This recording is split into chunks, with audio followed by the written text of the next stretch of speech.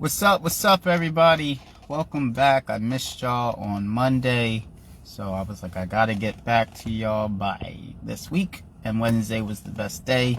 Friday, too busy. Saturday is the weekend, still too busy. So I wanted to come on this week during a reasonable weekday to reach you guys. Welcome to Rap's Corner, the Entrepreneur Parking Lot.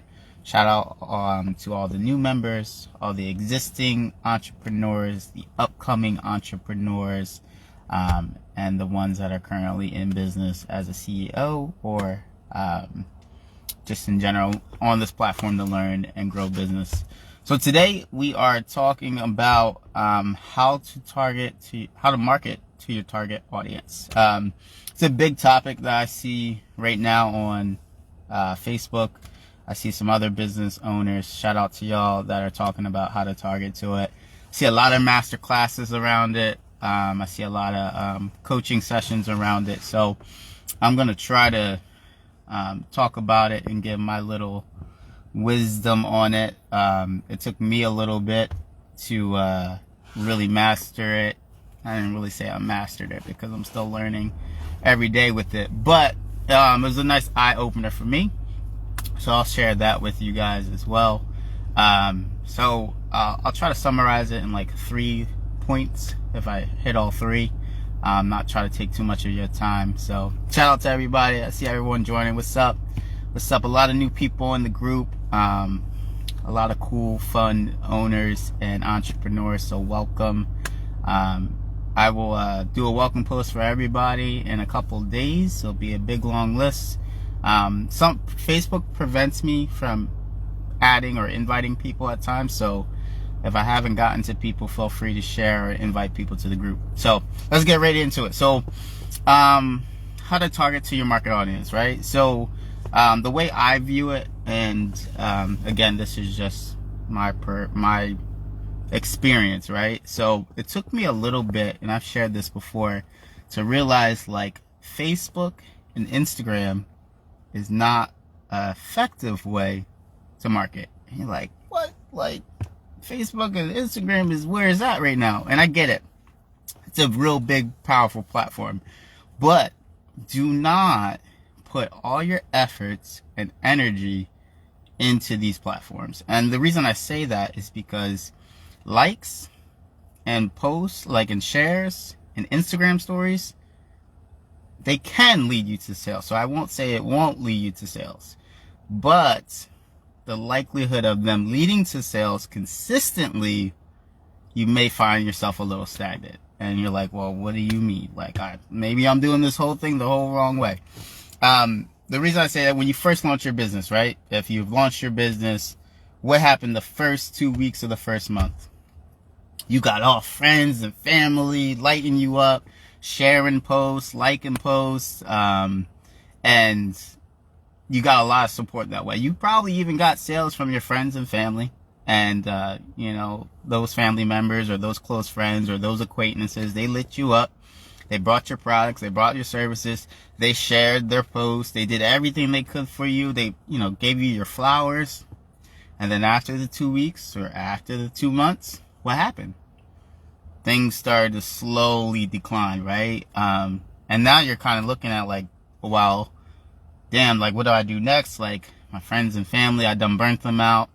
They've already shared. They've already bought some products and services. And then sometimes you may recycle the same set of people to try to get, hey, they bought one service or one product. Let me see if I can get them again to buy a product or service.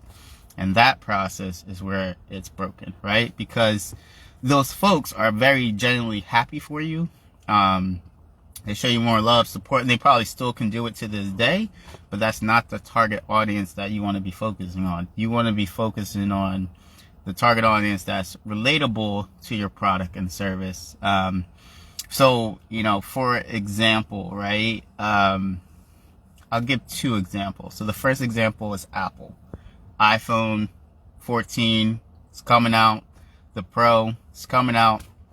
You've probably seen it on social media like Facebook, Instagram, but I guarantee you that that is not Apple's 100% marketing strategy program. They're not like, well, we're just gonna roll this out on social media, see how we do, and off there. So they're only putting a certain percentage into that marketing strategy to drive traffic into their stores or orders online. Me personally, if I want to buy something from Apple, I'm going to apple.com directly, or I'm gonna Google or search the new iPhone, find out about the specs, find out about the video, see if I like something, and then I'm going to purchase or pre-order that iPhone based off of what I've seen or the research that I've done. And then, is this iPhone for me? You know, does it attach to something that I do every single day? Like, is this worth the upgrade? Did they just tweak the camera, put a new battery in, and am I getting the same product that I got last year, right? So that is like an example of, you know, targeted marketing to your target audience, is that not everything is going to flow through those platforms like IG or Facebook. The other piece too is that you got people that out there that don't use Facebook or IG every single day. Some people actually only, you know, so you have people that are on LinkedIn that just love to be on LinkedIn all day versus being on Facebook and Instagram. And then you also have people that probably don't use social media at all and only do business through verification. So like businesses through Yelp or businesses through Google or any other platform that could verify your business. They go through that versus social media, IG, Instagram. Some people are only on Twitter because it's a freedom of speech thing, you know? So the best advice I would say is, you know, like, be open to strategizing other ways of marketing your product and services. And you can definitely use your friends and family, right? You know, you can use them as a word of mouth, or you can drop flyers off, or you can go to business establishments. And like, a lot of people are like, well, that's super old school. Who's doing that? But I'll tell you, it's one of those moments when someone's standing there and they're looking around, and then they got time on their hands because they're in line or they're waiting, and they see something that could be valuable for them at that moment, and they can then research you or send you an email or do a phone call for you. So that's super important. And I had to open up my perspective on it too, because I just got into email marketing about a year ago, and I was like, this is so old school. But I also was like, this is actually really cool, because it was a more of a personal connection between me and the client, versus it being like just on, hey, send me a DM in Facebook or send me a DM in IG. And I've noticed that even for myself, when I'm looking for like a service or product, or I need some help from another entrepreneur or another CEO or business owner, that sometimes I'll throw testers out there just to see what that response looks like. And I threw a tester out like 2 weeks ago just to see, like, someone was doing, you know, like a free promo in a sense, or a free, you know, I'll help you do this, you know, just drop your email, or, you know, send me a message. So I sent the message, I sent it all. I was like, let me see what I get back. And guess what I got back? I got back a script. And I was just like, and I didn't go forward because I really was interested in getting some help. But I didn't get the help, or I didn't go forward because, one, it was scripted, and then two, it didn't feel genuine. It felt like, oh, let's set up a call. I'm like, man, now I'm in a sales call with somebody, and they're trying to convince me of why their product or service is the one to go with. I'm here to help. Now, there's nothing wrong with that. I'm not saying there's something wrong with it, but like, for me, when I was in sales, that they always taught us to like start a conversation. I said, these people are here to buy phones, they're here to buy cars. Why are we trying to start a conversation? You know why that does that? Why they tell you to do that is because then you create a relationship with somebody, and you can connect, or you might guys find a common interest, that now it's like, oh wow, I really like Joe, because, you know, Joe's a Philly fan and I'm a Philly fan, and I trust Joe because we have a common interest and we had a good time. We started laughing up, and like, Joe's my guy now. So like, anytime I need, you know, a car or a phone or whatever the case may be, is I'm gonna go see Joe because we have a good relationship. And that's the key, right? So the key is back to that, like with your target audience, is that you want to build trust with your audience. You want to build a relationship with your audience. You want them to look at you like, oh, this person is really helpful or has been helpful for me because they did XYZ, or I see from them that they are really, really good with communicating, or they're detailed, or they're loyal, and they got to be able to highlight those things. Because guess what? If they are interested, they're going to click on your website, they're going to spend 30 seconds or less, or your abandoned checkouts will be extremely high in percentage, because there ain't no real connection to why they will buy your product or service. So think on that. That's number 2. It's all very similar. And I'll give one last one, and then I'll let y'all go. And I thank y'all for watching. Comment any questions you have, anything you'd like to add to it. I think this is a big part of business. It's super important.